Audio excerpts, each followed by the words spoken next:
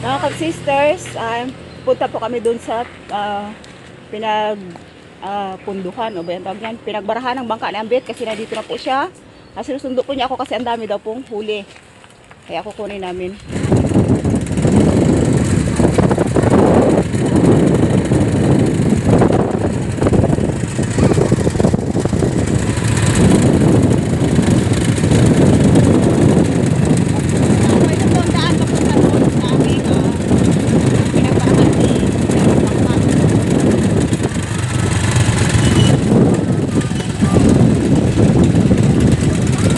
Ayan po si Mister, kukunin namin yung isda. Maraming isda. Maaga pa po siya nakarating.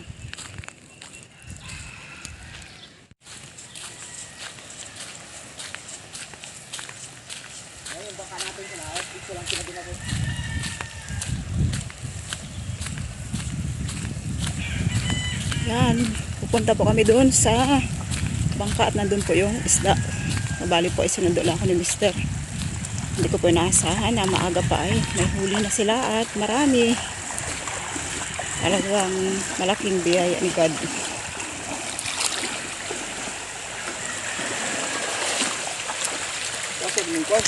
Marami yung huli ni Mister. Aroy, Diyos ko po, ang dami. Wow. Thank you Lord. Talagang ang dami nito. Wow, gulat ako sa huli. Ikala ko yung konti lang. Ha? Ay, ang dami nga po talaga. Pare-parehas yung laki ng isda. Wow, tiba-tiba si Mister at yung kasama niya sa huli nila. Ang dami, oh. Napakarami.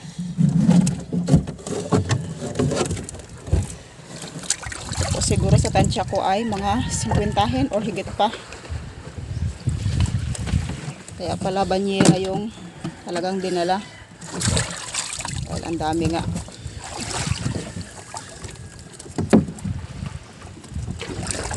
Mga nasa isang 2 kilo siguro, no? Ang isa nito, no? Mangilin. Sobra. 1 kilo higit. Oo. Kasarapan ng laki. Yung maliliit na binigay siya kasi sister nila eh. Oo.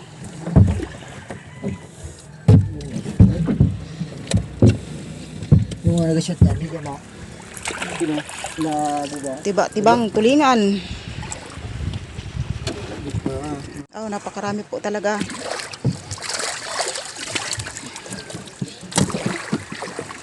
Ang nadating na ng maraming tulingan. Siguro po ito ay mga 11 pa lang. 11 ng umaga. Diba na natin? Dapat tayo? Ha? Dapat? Sige. Ha? Yan po, binuhat ng kanyang partner. Dito! Dito, nilalagan!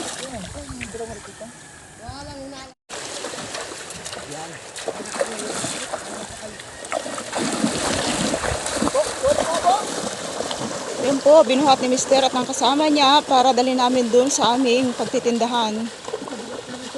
Talagang napakaraming biyaya. Thank you Lord sa napakaraming biyaya na ito. Bakit tigid mahawakan ang bayawang mo ay? Yan po, binuhat ni Mister papunta po doon sa amin. Ay napakabigat talagang. Humanap pa po ng katuwang. Katulong sa pagbuhat dahil napakarami po yun. Magkakanbas po ako ng bibili. Kung magkakasundo kami ng price. Maghahanap po muna ako ng buyer. Sumama tong aking maliit. Si Faith. Talagang hindi magpapaiwan. Dito ba lang? Bakit? Yan o, dito mo na ako.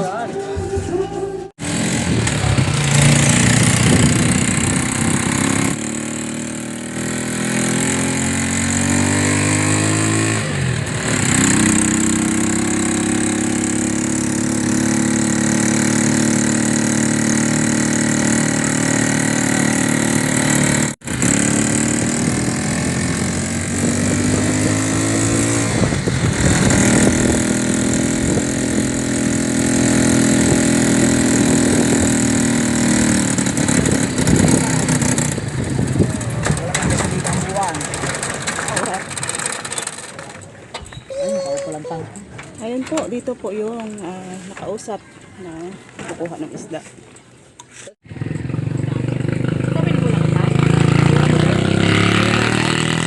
Ayan, titimbangin na po yung isda. Pagod. Hindi makapagbuba sa motor, tinamad na. Unang timbang.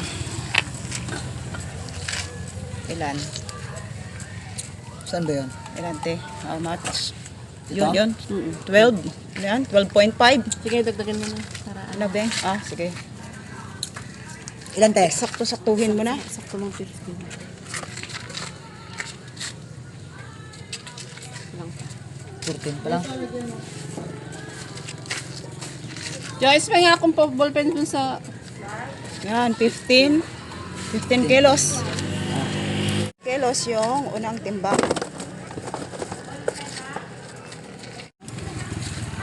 Dito natin malalaman kung yung tansya ko ay tama kanina. Kasi marami ng bawas. Marami nang binigay doon. Sa baba pa lang. Marami nang nakuha.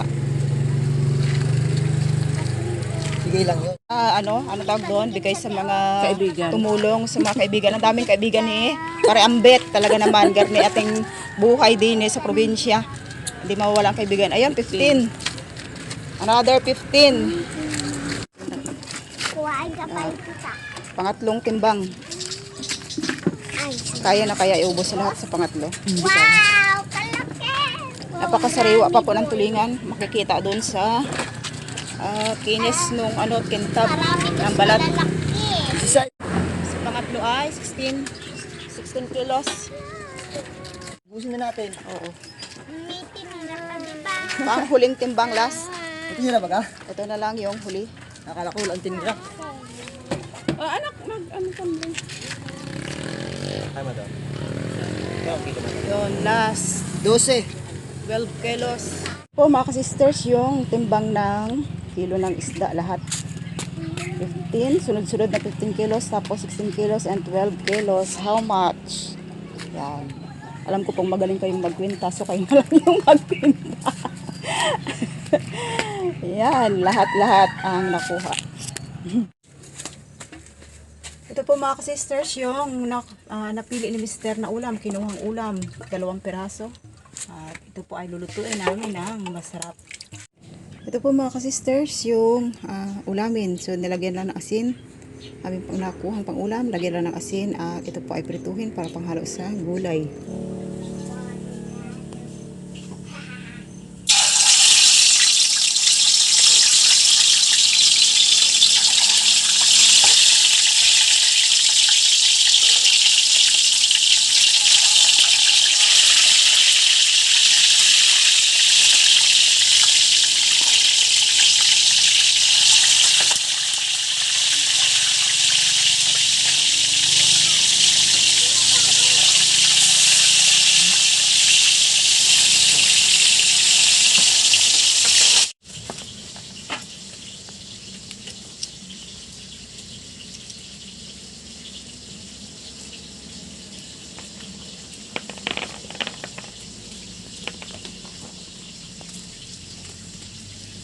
Pero dito ako na.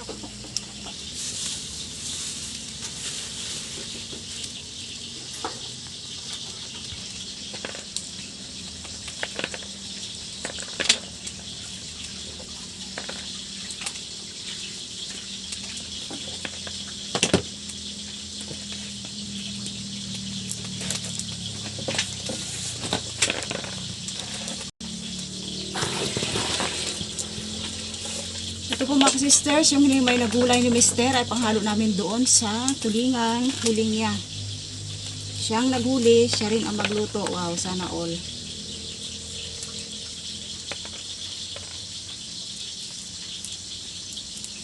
Ito po yung sinasabi kong turo na tibal. Ibang klase siya. Ito yung kanyang itsura ng beans. Parang siyang kakulay ng kadyos. Na yung ganito pong kulay ni ay lumilipat sa sabaw kapag hinalo siya sa may sabaw.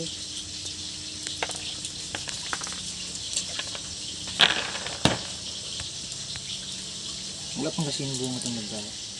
Marami pa, pero mura pa.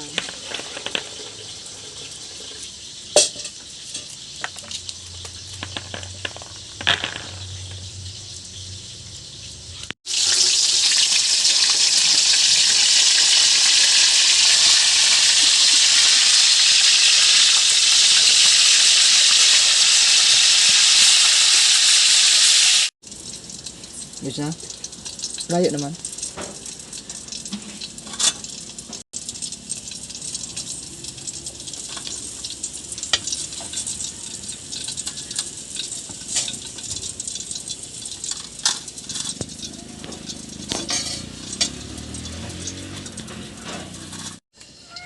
Si Mr. po yung magluluto ng aming masarap na hapunan. Na siya na rin mismo yung naghuli ng isda. Yan, ganun po yun ka bait ng aking mahal na asawa. Siya na ang naghuli, siya pang magluluto. Pero syempre, tutulong din naman kami.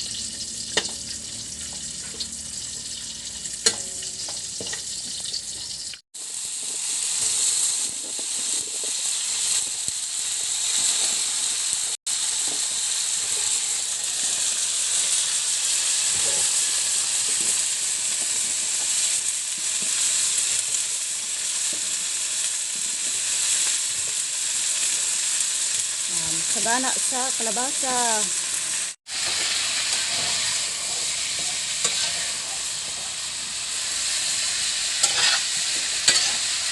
Naiisip ko lang po mga ka-sisters, mas maganda yung para lang sa akin, yung tatay po ay pinagluluto yung pamilya kasi para po sa akin ayun po yung hindi lamang sabing naghanap buhay sila kasi po ay maraming tatay na hindi pinagluluto yung kanilang pamilya.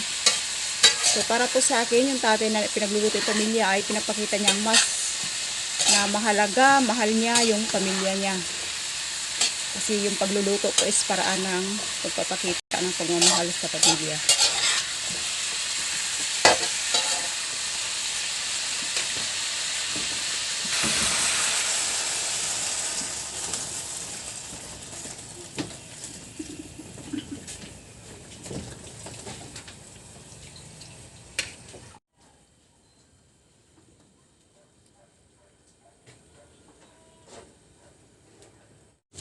Ama na ako sabihin.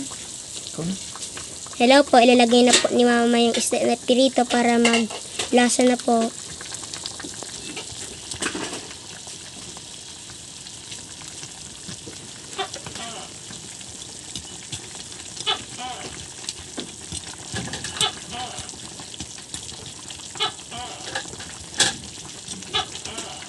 Tapos na po yung aming padre de pamilya sa pagluluto. Siyempre, naman po ay tumulong din naman ako. Kami mag-ina, siyempre. At papasalamatan po namin yung napakaraming biyayang aming natanggap galing kay God. O, pray na. Lord, maraming salamat sa pagkain, sa lahat-lahat. Amen. Amen.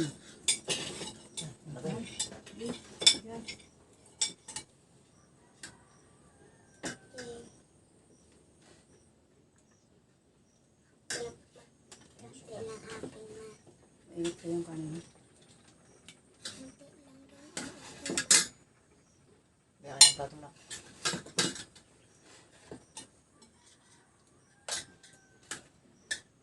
Shout out sa lahat-lahat na nanonood.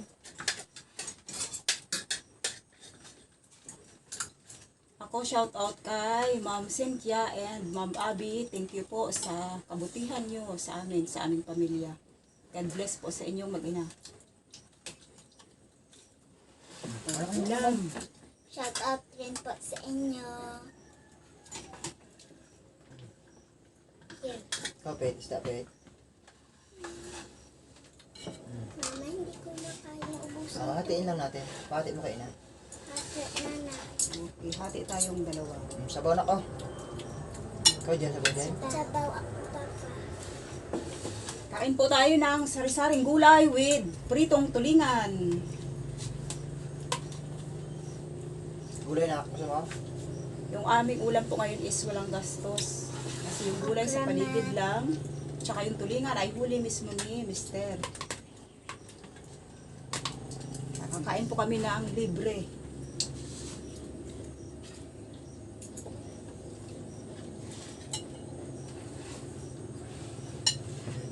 Ano naman? Butoy sa butoy. Toy nak oh. Gulay, sabaw nak. Dami na sabaw ang kanos. Hindi ay magunat ang katawan mo kung hindi ka pa ng sabaw. O, ito pa, ito pa. May cup na rin. Wow. Ano?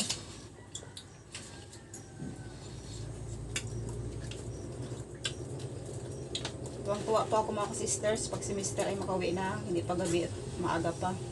Kasi po siya rin yung nagluluto ng aming pagkain.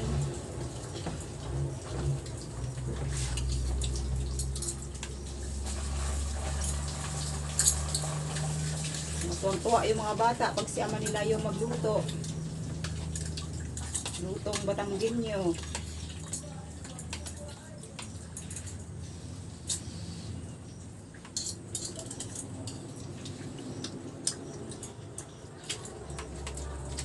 Sarap.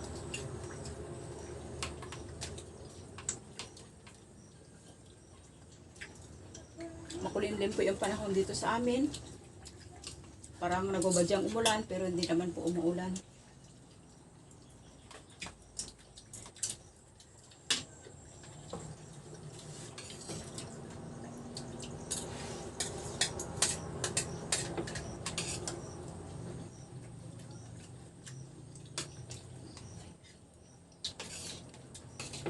Kain po tayo sa mga viewers and subscribers na walang sawang pinapanood kami. Kain po kayong lahat.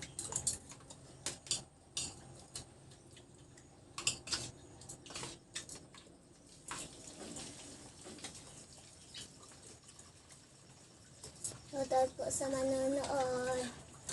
Shout out na po. Sabi niyo sir.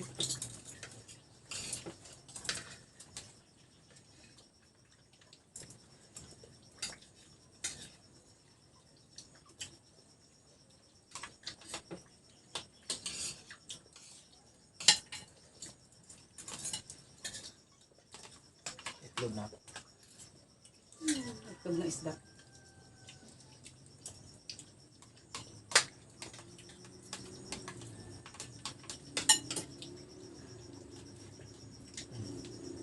Thank you, Ma.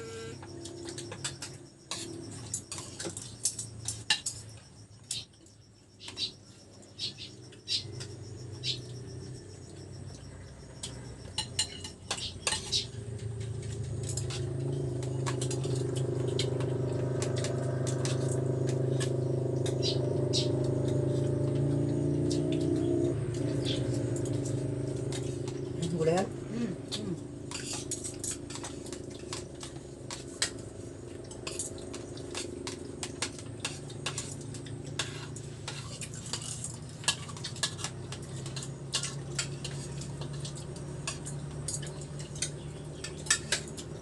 Yung aming kinuha pong pangulam mga kasister, sa totoo lang po is, yung kinuha ni Mr. is 6 na pirasong tulingan.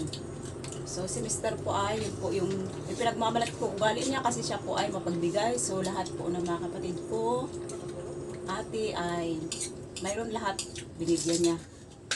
Kaya, para-paras po kami ay tulingan yung ulam.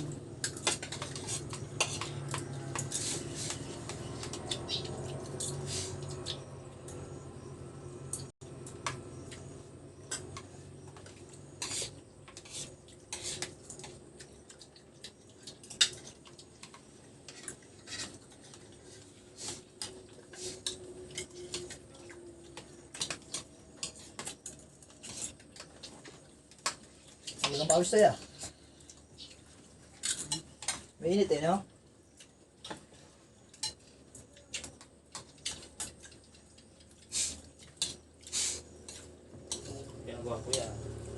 At samantala po kami magpapaalam at tuloy po yung aming masarap na kainan na gulay at sariwang isda. Thank you po sa inyong pagsuporta, pag-subscribe at walang sawang panonood. God bless po sa inyong lahat.